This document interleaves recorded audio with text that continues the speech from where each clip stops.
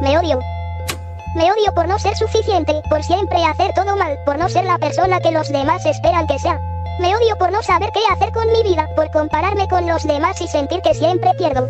Me odio por cada error, por cada palabra que no supe decir, por cada vez que me tragué lo que sentía.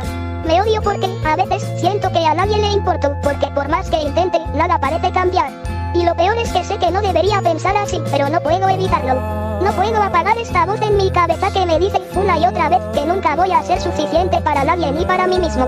Me odio por fingir que estoy bien cuando por dentro me estoy cayendo a pedazos, por sonreír solo para que nadie note lo mucho que duele existir a veces.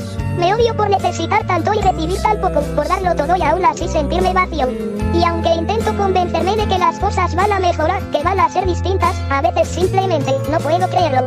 Solo me queda este cansancio, este silencio y la esperanza rota de algún día dejar de odiarme y aprender, aunque sea un poco, a quererme.